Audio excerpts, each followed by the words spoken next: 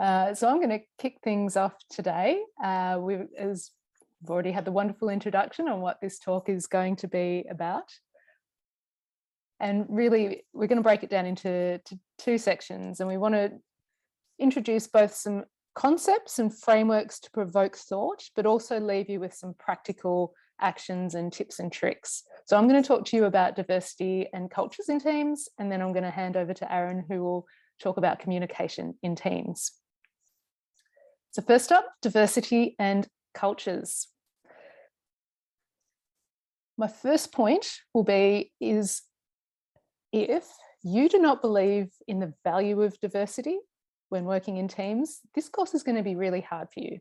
So I've got a few points here that might convert you, but hopefully this, you're already here, because when we have diverse groups of people that come together, we can solve problems in ways that we just cannot on our own. And challenges are getting more and more complex, and the ability to have different perspectives, whether that's from different disciplines, cultures, backgrounds, is really, really crucial to finding meaningful and interesting solutions. So it's incredibly useful for problem solving, which is essentially what we're doing. We're creative problem solving. And this is not just important because it's going to help you enact a process, it's also going to make you more employable. So for a decade, this has been a really important employability skill. It's a vital skill in the business world. So it's not just going to help you come up with good ideas that people value, it's going to make you employable. However, it is a little bit of a pressure cooker. So there's a lot of different things happening and going on with diversity. So we've got diversity and different cultures, or we've got diversity across disciplines, cultures, and also in many instances, countries. And that doesn't mean half your team is in one location, half in another. Within your teams, you can have people from different countries or that have lived in different countries. So within each of these three categories, there's actually quite a bit of variance. We've got different life experiences, we've got different personalities, ways of working, our values, our attitudes, our strengths, so much difference just within us as individuals, but also we're shaped by where we have experienced life.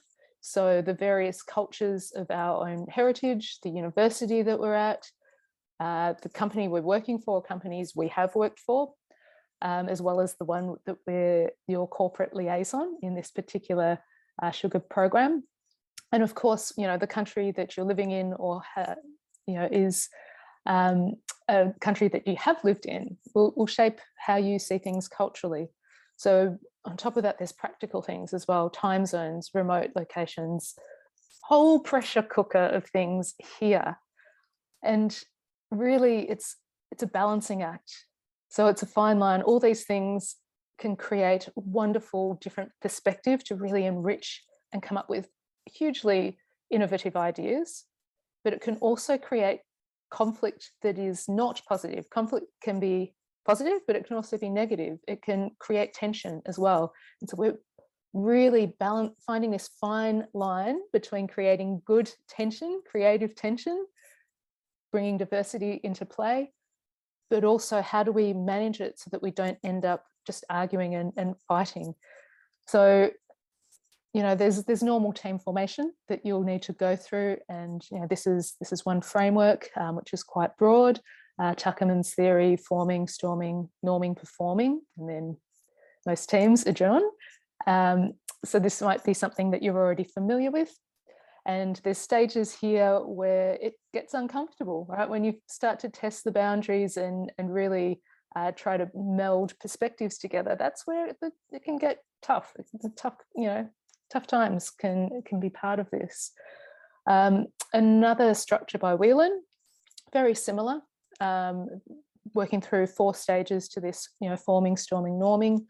But another way to look at things, and I think it's quite explicit in here, counterdependency and fight as a second stage, that has connotations of maybe challenging conflict in there too. And I really want to highlight conflict doesn't have to be negative. And it's how we manage these things and how we manage different perspectives that can allow it to be a secret weapon. And another thing to, I guess, consider with, just general teamwork is, if you want to perform, it's really good to be explicit about these 3 different aspects. So managing your processes, and you get a lot of guide for that through, you get a lot of guide for all of these things, but particularly the process following the sugar program. Tasks, goals, being aligned within your teams on that, and also being really aware of the people and leveraging the strengths within your team. Okay, the second point around diversity in cultures is, did you know that your level of cultural awareness can increase trust? But why does that matter? Because it enhances your performance as a creative team. So there's this thing called cultural metacognition. It's basically cultural awareness. And it's, how do you trust other people's knowledge, and what is your sort of emotional trust when it comes to others as well? So more technical terms, cognitive trust, affective trust. We're starting to get into psychology-based concepts here. But basically, you can become better at being culturally aware if you work on the affective trust. So this is where the socialization with teammates, just asking people how they are, spending time on the scavenger hunt together, and just connecting, can really actually have an impact on team performance. And that means that can increase your creativity. So if you actually spend time and work on, trying to know what you don't know, this can increase your creativity as a team, which is ultimately what you want to do. But how do you know what you don't know? Really, really hard. So trying to maintain a mindset of curiosity, asking questions and not assuming is really important, and being very deliberate in reminding yourself of this as you go along can be really, really difficult, really difficult. And it is really easy to assume things, and there's can be really little differences. So a few interesting differences between cultures, perhaps, that have been sourced from the global teaching team. When it comes to rules, maybe those in Germany follow rules strictly, but the rules themselves are, they're reasonable. But whereas in Japan, the rules are really strict, but they're followed reasonably. So maybe, 2 very different approaches, but maybe we sort of land in similar positions. Another contrast between these 2 cultures, and this sort of perhaps demonstrates the approach to work. If your task was to finish colouring something in, all right, we've got to get it done. It doesn't matter if the lines aren't perfect. We finished the job, we got there. Or, well, the quality of what we do is more important than the finishing of the task. So we can see that, the progress has been made. So this, the approach, these types of things can be really important. And so having conversations early on, being explicit, just getting stuck in and doing things, and being curious and asking questions, really important. And you'll start to see these things as you come through. How you communicate in writing, formal, both here, and this, signing off with 2 kisses, 2 crosses isn't going to be the same in many cultures. Here we've got that similarity, but one very short, direct, one actually quite, explaining everything in detail. There's very differences. But even within the same country, the same sort of language, cultures, we can see differences in meaning. So I think it depends whether you're from the north or the south, and I apologise to everyone who speaks German in here because my Aussie accent butchers everything. Viertel or drie Viertel can mean, like 1:45 or 1:15. And so just, getting the time wrong through, what region you're from, little things can just so easily be misunderstood. So it's really important to always try and assume the best and to not assume. And it's really, really hard. We're programmed to assume and to process information, complex information quickly. right? So it's actually trying to really reset our brains and how we automatically work to be really efficient and functional in the world. So it's hard. It seems simple, it seems very straightforward, but it can be really difficult. And also considering, you know, one's core beliefs or values. We have different cultural values, and they can be classified as, just say, individualist or collectivist. And you know, a high percentage of the world is actually collectivist, which is great. That suits collaboration in some ways more, thinking of the greater whole. But there can be clashes in how people, if you are from a more individualist culture, or you embrace a more individualist culture, and I think I would say Australia is one of those, you know, like how you then perceive other, you know, the perceptions across cultures can be really, really different. So even though it's a norm, the perception you've got to be aware of. And unless you're sort of asking questions or expressing how you are interpreting things, it can be very hard to uncover. So got a little short exercise for everyone. So here's one way of thinking about this individualism and collectivism. So we've got a bit of guide here as to the definitions of the two as a reminder. So I think the last line, so if it's individualism, I feel a responsibility to myself above others, and collectivism, I feel a responsibility to my community above myself. They're perhaps, you know, one-liners that make that differentiation. But what I want everyone to do individually, grab a bit of paper and pen. And we're going to do a very short exercise in mapping. So this is something you can then contrast with your team later on. Won't take too much time, but just to spend a minute, where do you see yourself sitting on this axis? It's not to say you're either an individualist or a collectivist, but where do you kind of sit? And think of it in a work environment, because it could be quite different when you come to collaborate and work and study versus when you're with your mates. So think of it in the work environment and map yourself, map what you think your country that you're residing in right now might be, and then any other countries that maybe are within your team. So for me, I've mapped myself in here. I got the ability, I had the ability to do it in color later on, but you just need to put a little cross or a quick mark on a piece of paper. I'm based here in Australia. I've put where I think Australia is. Within our teaching team, you know, I'm half Malaysian, so I've mapped Malaysia. Then our teaching team, we've got German and Maltese background, and we're also collaborating with Japan, so I threw that in there as well. Now, am I right? I don't know, but it's going to create a very interesting conversation with the people I work with, and what are the differences in perception and why? How do we identify in these ways? So just spend, you know, you could have already done it by now. It's quite a quick exercise, but I'll just give you another 30 seconds or so to map this. And even if you just do yourself and your country, that's okay.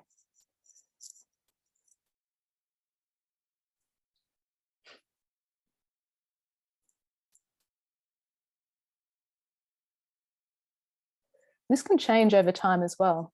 So as individuals, we're not fixed in the way that we do things or how we respond to the world. So this is constantly changing. This might actually be quite different if you were to do some of these exercises at the beginning of this program versus the end. So there's no right or wrong. This is just about triggering useful conversations within your team to help you to get to know each other and to make less assumptions. So this is a little bit about, you know, the core beliefs. So it's quite a common framework, and it comes actually from a book, or I've taken this actually from a paper, but there's a book around design, like 6 dimensions of intercultural teamwork. So that's quite a good reference point. So I might keep going for the purpose of time. Again, many different cultures, so we might identify as a particular combination of individualist versus collectivist, but there's other cultures that we're exposed to. So our university will have a particular culture, but also how we want to engage in study.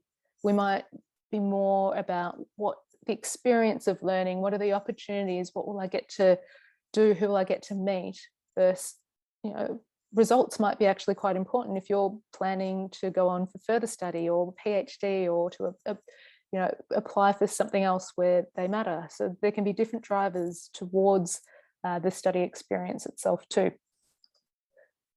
Of course, there's different work cultures, how we perceive time being timely. For some people might be arriving 2 minutes before the meeting time. Some it might be any, you know, as long as you get there between the meeting time and, you know, 5-10 minutes after, it's fine.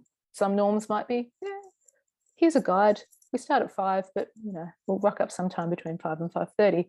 Quite a lot of variance. So it's really good to be explicit about what the expectations are in terms of time, punctuality. There's all sorts of different levels of formality, handshake, fist pump. Some people hug, greetings, kisses on the cheek. You know, it varies. The culture can vary a lot. And even within innovation culture, I think there's a particular mindset and way we want to approach working within an innovation culture, staying open, staying, you know, the possibilities of what could be. We don't know what the end outcome is going to be because we are innovating. But then there's also going to be different takes on what people understand innovation to be, and therefore what innovation culture is. And so I think, you know, understanding that it's not about us, where it's about you know, a team collaborating to create meaning for a user. Again, not somebody necessarily within the team, means we need to be humble, and we need to leave our egos at the door and be able to engage and just be open and not be, and that's part of not being afraid of failure. Failure, you learn. We don't want anyone to fail at the end of, you know, in their degrees or anything like that. But this culture early on is really important. You learn a lot when something doesn't work out and you know where to pivot. All right, something for the chat function. Who keeps their tomato sauce or ketchup in the fridge or in the cupboard? So just type fridge or cupboard, and let's see in your chat function. Ooh, got a lot of fridges. Pantry, bit of pantry, cupboard. Oh. And the other thing might be, why? Is it because it's in your DNA? Or is it because that's how you did it in your family growing up? Or that's how my mum did it and I thought it was stupid, so I'm doing it differently. It's usually how we have the environments that we've been in and what we've seen that shapes the decisions and how we approach things. It's not necessarily something that's just in our DNA and how you know, that's just how we are, which means we can change and we can do things in different ways. So point number 3, respect and increase your awareness of different working styles, and just do your best and be aware of this as you go along. Of course, we're going to have different discipline working styles, so product development here versus a generic design process below, one linear, one messy. But we can also look at how we just generally work and express ourselves. So are we emotionally expressive or unexpressive? Are we confrontational or do we avoid confrontation? And there's some archetypes to, and doesn't mean, you know, if you're from Spain, you're going to be up in this top corner. But again, this is a really great talking point to identify these things and to bring it to the surface. Are you assertive or are you cooperative? Are you both? Where do you maybe sit on this frame? So this is another one I'm going to ask you to do a little quick exercise about individual. Do it individually, and it's something you can compare and share later with your teams to see what variance there is or isn't.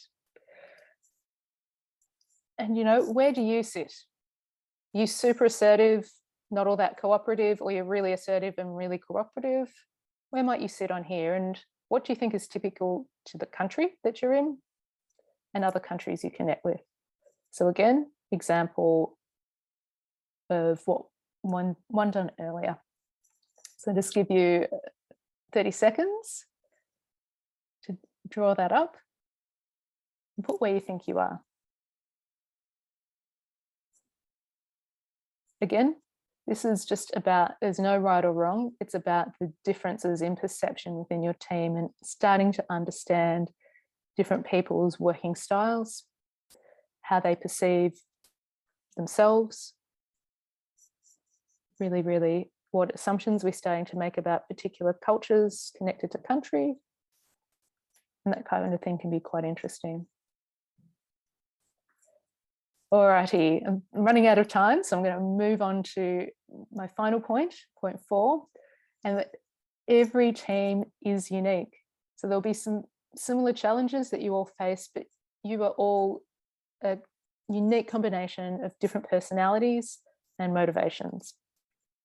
So you've got all sorts of personality types. You can go off and do tests for that or not, but there's a lot of ways of understanding, you know, how extroverted or introverted you are, and that can change at work, in personal life, and in different situations and on a day-to-day basis. So again, this is not something that's fixed, but it can be a point to, you know, understand what kind of diversity you have in your team, where you identify. And when you take those sorts of, you know, like Myers-Briggs tests and other things, you can do it and go, don't agree with that. But it's making you know, think and be aware of self and others. And of course, you know, individual self-efficacy, your belief in how well you can do something will play a role. Time on the planet that you have had, your some of your knowledge and experience to date, and that is going to absolutely shape your worldview. And different people are motivated by different things and different motivations, perhaps, to be studying this course. So keeping these things in mind is really important. And the good news is design thinking itself is actually a really great way to build cultural competence. So you want to apply what you're learning in terms of design thinking also to your team and spend time on your team. So empathizing with your teammates, making it really explicit what you mean by prototyping and visualizing and these types of things. So a lot of concepts from design thinking itself really helpful for these things. So that's super good news. All right, and that's enough for me. I'm going to hand over now to Aaron for part 2. Beautiful. Thanks, Chris. So building on that, I'm going to talk a little bit more about communicating in teams. So a little bit more practical, and hopefully ties into some of the plans and goals that you guys have this week at kickoff. I'll share my screen. So you should hopefully see a slide that talks about what makes a good team. So again, jump in the chat. I'm really interested to see some answers to this question that I've got on slides. So what would you guys consider your top 3 qualities or elements of an individual that's good in a team? So what do you look for or want to have in your teammates? So what qualities and attributes? So you can do single words. That's flooding through in the chat now. Open-mindedness, considerate, empathy itself. So building on Christine's points. Enthusiasm. What about how they work or how they work with you? Got results driven, reliable, respectful. Yeah, great. This is an awesome list. I was hoping there might have been some communicative words in the chat, which I think is, or at least that's when that would be my answer to the question. Is people that communicate and people that tell me what's happening and what's going on, and that I'm aware of the progress and where we're headed as a team. So I wanted to talk a little bit about just that, communicating in teams. So just briefly to start with, I suppose communication generally is obviously the imparting of or exchanging of information by speaking, writing, or using other mediums. And some people sort of measure that as the successful conveying or sharing of ideas and feelings. So if you look at communication sort of as a phenomenon, there's obviously the person that is communicating, and then there's also the receiver. So understanding that communication has these two elements where you form the message, encode that, and then broadcast that or send that to someone else, and then that's obviously received and decoded on the receiver's end. And there's obviously lots of research into what communication entails and on all the different forms. And I thought this stat was really interesting, particularly pre-pandemic, but even more so post-pandemic, is that communication is not only the words we use, but it's highly contextual and relevant to different contexts. And it's a combination of what you say, what those words actually mean, but then also how they're interpreted. So that's that two-way element coming back in, but it's also things that aren't necessarily the words you use. So they're things like the tone of voice, the intonation in your voice, as well as the body language that you might be conveying, as well as gestures and other sorts of things that fall into that non-verbal communication style or elements. Obviously, you can communicate in written words as also in verbal and audio channels as well. And just quickly thinking about virtual communication. So what do we sort of lose potentially when we're collaborating virtually? So I loved Julian's talk on the mirror. He sort of summed up some of these points as well. We're all in different spaces, connecting in on video conferences and other platforms. We've got distractions, cats on keyboards, all that sort of stuff. And we've also now got this another layer of how we communicate in a COVID world. There's the sort of gestures or the nodding that I'm getting from some people in the camera view to sort of acknowledge that you're hearing me and responding to what I'm saying. You might gesture hand signals to sort of confirm or again, have that feedback from different people. Even small things now, we've learned that when someone unmutes themselves, they're going to say something, and you sort of note to see when people unmute and the little icon changes. So there's now this added sort of language or etiquette, I guess, when communicating online. So what we want to do when we're collaborating is use methods that cater to the way different people communicate and engage with information. So you want to collaborate with methods that are inclusive and responsive to those different communication styles. So Christine talked a lot about that diversity. There's also a lot of diversity in how we communicate and engage with each other.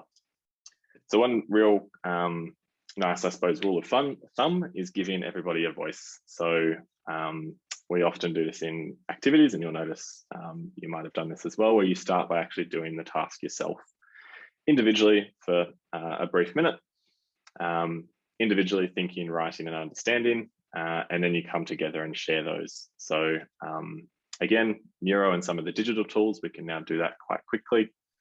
And then, as Julian even said, setting timers to share each so that everyone's got that chance to share. It also allows people that maybe aren't as talkative to have some time to think and get their ideas out onto paper, and then they're more equipped to participate in that conversation. Another thing that you will end up communicating a lot around is how to make decisions and kind of which idea do we pick, what prototype do we build, all those sorts of things that you might have in your local team as well as in your global team. So there's a range of sort of decision-making techniques here. Again, voting systems, so old school sticky dots, and now Miro have obviously included that feature, so you can, as we saw just earlier, use that sort of thing in a virtual environment as well, so that everyone has the same seat at the table, the same number of votes, and you can kind of sometimes democratically come to a decision. Otherwise, you might look at different matrices and kind of criteria that you can develop and discuss as a team, and then kind of use that as a way to guide decision making. So this section's a little bit more practical, and this is really thinking about how you communicate. So what are the words and the language that you might use and adopt in a team environment? So really looking at how you communicate, not only the words you use, but also how you might deliver that as well. So really considering deliberate and supportive language. So on this slide, we've got some examples. So active listening and that idea of presence being really important. I think more so in a virtual space where you have got so many other distractions and so many other competing priorities. You're not sitting in the same room with someone. How do you have that kind of active listening and show that you are paying attention to what someone is telling you? So you might sort of reframe things, say things back with different words. You might use analogies or things that have common meaning that you might be able to brainstorm and sort of get to a common understanding with. You might also seek clarification and answer with a question. So phrases like, so did I understand right that this is what you meant when da, da, da, da. Or let me rephrase this, I understand what you tried to say was blah, blah, blah. So again, creating that dialogue so that you ensure that the communication is that two-way street, and that you also acknowledge what other people are saying. So generally showing acknowledgement as well. So phrases like, I understand your concern, I can see that this creates really strong emotions. Can we spend some time to talk about that? And I suppose being really deliberate in the languages that you use.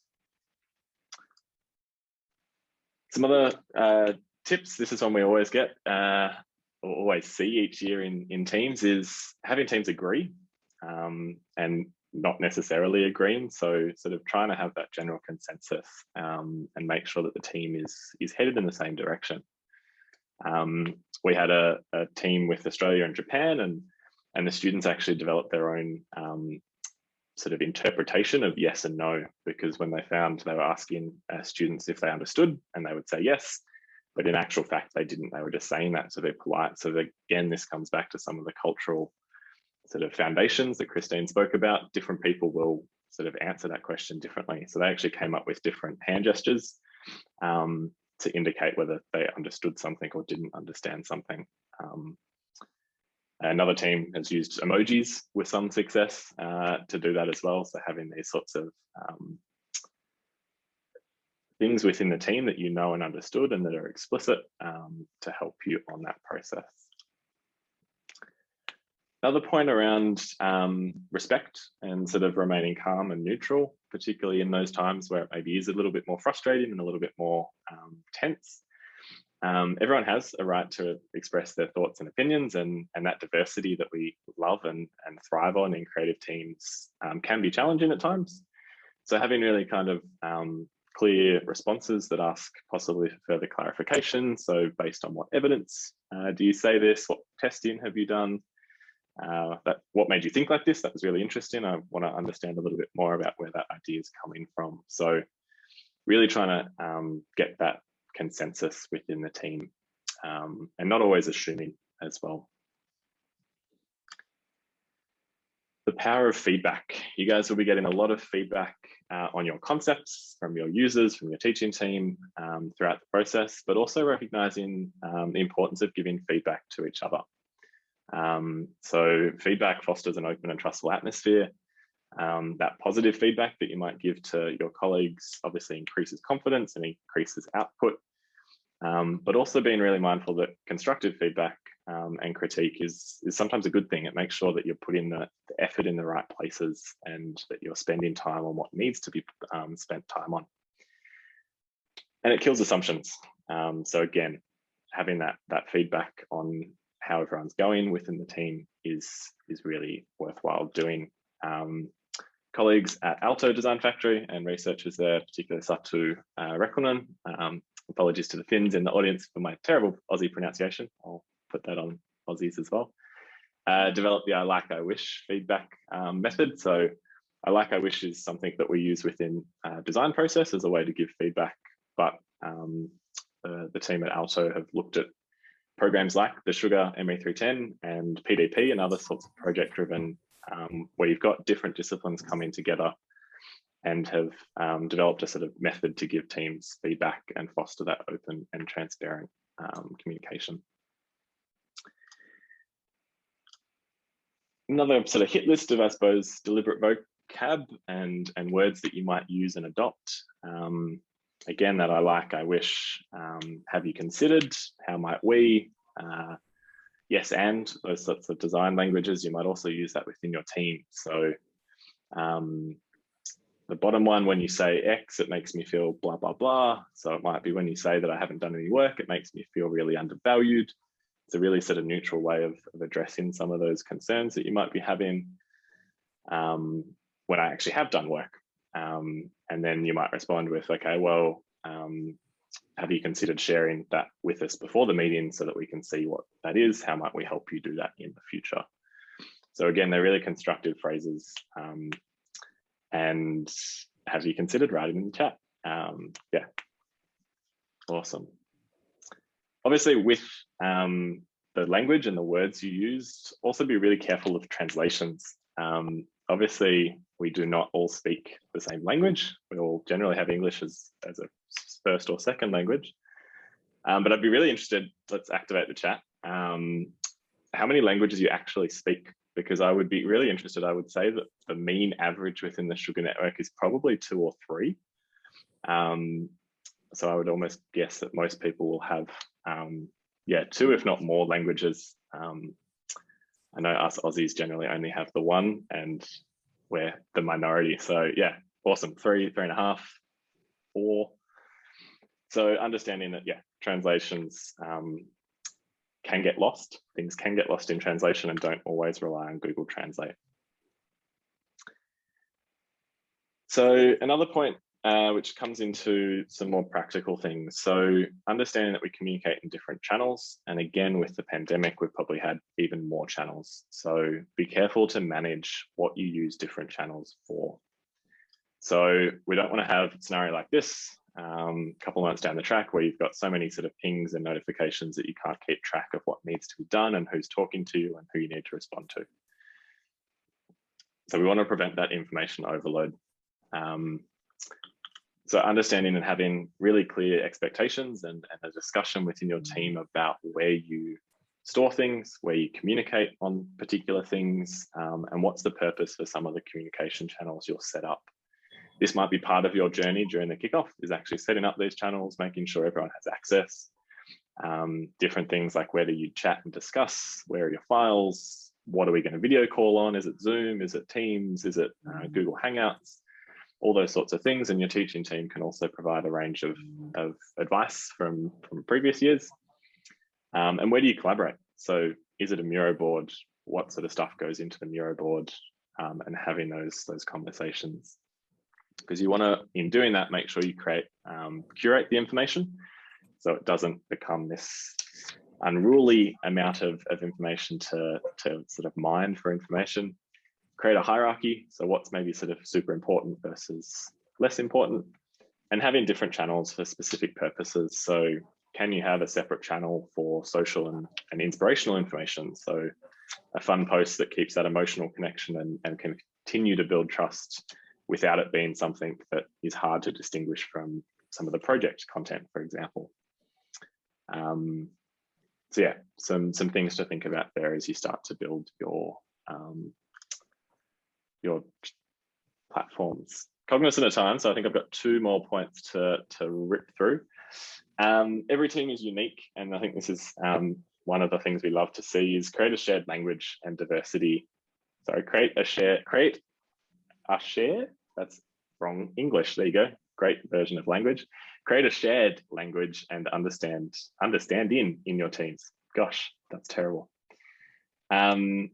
Really quickly, a couple of images to illustrate this point, which comes back to that consensus point. So often you all think you agree. You sort of each have different mental models and different ways of thinking. You then start to go off and actually either prototype or build or work on that challenge, and you realize you don't actually have that same understanding. So really spending time as a team to get on that same page, using things like Miro and prototyping to make things tangible and reach that consensus, because it's through that you will end up on the same page and have the same sort of shared understanding and language. A couple of examples. This was one from a former team. They had a theme song. So on your team canvas from yesterday's activity, you've got a theme song. They had the Eye of the Tiger, and they used to play that whenever they wanted to sort of gear up and motivate themselves, re-energize. They would diffuse tensions with it. So if they were getting frustrated in a meeting, they'd sort of play that. come back with sort of a reset tone. Another example of sort of their own team creating their own language. We had a team with Stanford, Columbia and Melbourne, and often the Australian students would overuse potentially the word awesome. So if the Colombian students were presenting a concept, the Australian students would say, that's really awesome, we love what you've done, awesome work, and would often interject with the word awesome. And they were doing that out of kindness. They were supporting and loved the idea. But it wasn't until later in the process that they realized the Colombian students didn't see it that way. They saw it as a negative thing, and that they're actually dismissing their idea and trying to sort of, cut the Colombians off from sharing, and that they didn't appreciate their work. It was like, yeah, awesome, cool, move on. Whereas it wasn't intended that way. So then the team actually adopted the word awesome and used it as a bit of a joke and a bit of a sort of thing within the team. And they would sort of almost overuse the word awesome from that point on.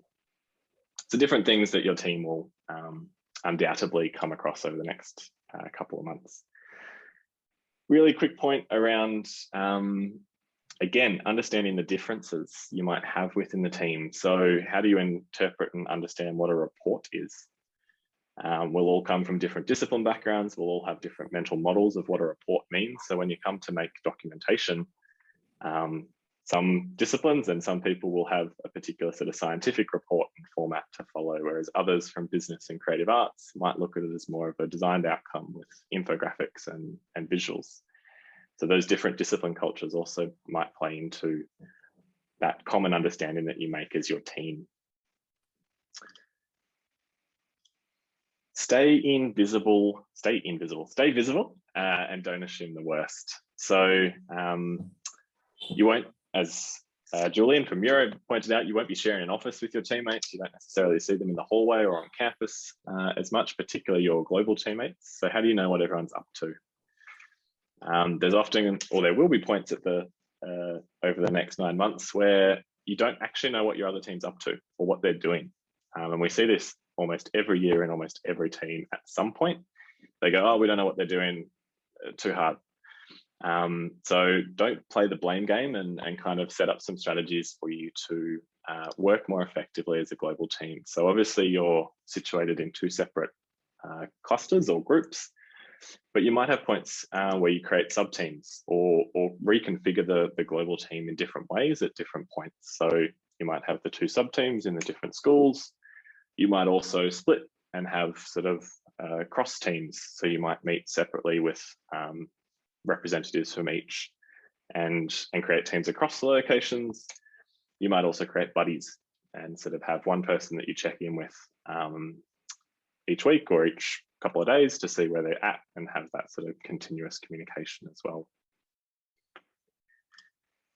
Lastly is a activity, which is looking at creating the space for you guys to share and communicate. And as Christine sort of ended on, empathizing with each other. So understanding why everyone's come to this project, what brings everyone here, what everyone hopes to achieve, and what everyone is also fearful of potentially happening, what risks or things in the journey ahead potentially scare them. So this exercise of hopes and fears gets you to understand each other and will increase your empathy and encourages that open communication and trust building within the team.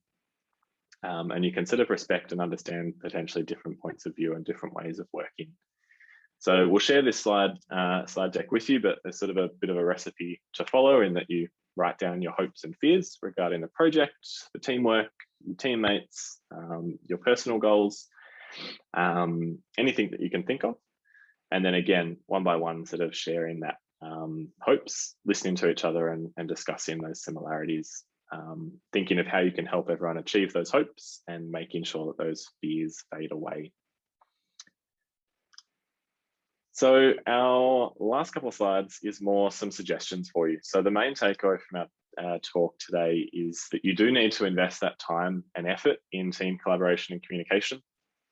It won't just happen by itself. You guys need to sort of consciously think about these things and sort of spend time. It was great to see so many of you yesterday spending that time. I think a lot of people got stuck on the visual collage sharing, which was awesome, because spending that time to get to know people is going to make a world of difference in the process ahead. So we've got a couple of suggested sort of activities, which Christine's going to quickly finish up with.